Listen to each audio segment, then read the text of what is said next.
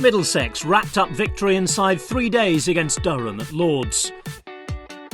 Middlesex resumed on day 3 on 408 for 6 in their first innings, a lead of 204 over Durham with 4 wickets still in hand. Early wickets was the order of the day for Durham, and they got just that. Rayner out in just the second over of the day, bowled by Wood for 5.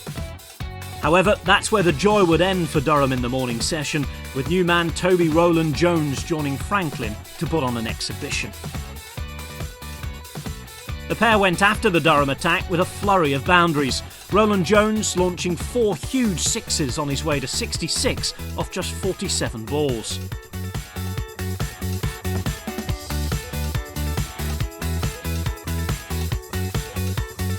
Roland Jones was eventually out attempting six number 5, caught Hickey, bowled Burnham for 66. But that only meant that new man Murtagh could join the party, the number 11 sending a huge 6 of his own into the stands. When Murtagh was out in the next over for 12, Middlesex decided they'd had enough fun and declared on 536 for 9, with Durham having been in the field for a gruelling 152 overs. Twin hundreds from Compton and Gubbins doing the lion's share of the damage for Middlesex, with some morning fireworks from Franklin and Roland Jones pushing the score out past the 500 mark. Durham began their second innings 332 runs behind and in need of a strong start, something that Jennings provided when sending the ball to the boundary in the third over. Jennings and fellow opener Stoneman started brightly after the break, with both batsmen finding the boundary. However, Stoneman was to come undone by a brilliant diving catch from Rayner off his own bowling, Durham losing their first wicket for 55. Borthwick joined Jennings and the pair looked to settle in, with Jennings becoming the first batsman in Division 1 to go past 1,000 county championship runs this season. But Durham would then lose both men in the space of 5 balls. Jennings was the first to go, LBW to Rayner for 45. Then Borthwick was trapped in front, this time by Franklin for 12. Burnham came to the crease and immediately went on the attack. But he soon lost partner Richardson, LBW to Rayner for 2. Burnham continued to take to Rayner as he looked to resuscitate the innings.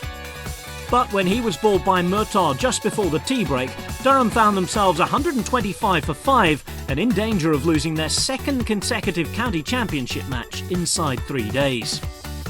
Coughlin and Collingwood came out after the break looking to play with greater intent, with both batsmen finding the boundary.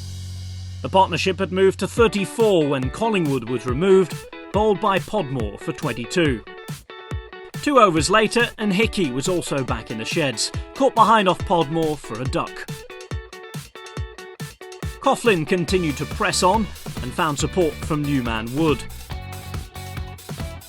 But when Coughlin was out, caught Gubbins, bowled Rayner for 37, the writing was on the wall for Durham. Wood wasn't going down without a fight and decided to throw the bat at anything loose. But he fell shortly after for a quick-fire 33 from 30 balls, caught Eskenazi off Malan for 33. Onions too attempted to go out with a bang, but the match was over shortly before stumps on day 3. Onions, the last man out, caught by Roland Jones off Rayner for 34. Middlesex then with a crushing victory by an innings and 80 runs inside 3 days. A sensational partnership between Gubbins and Compton on day 2, combined with 9 wickets in the match for Rayner, led Middlesex to the victory. Middlesex extend their lead at the top of Division 1 and are now well and truly the team to catch. Durham, meanwhile, need to find form quickly if they're to keep in touch with the top half of the table.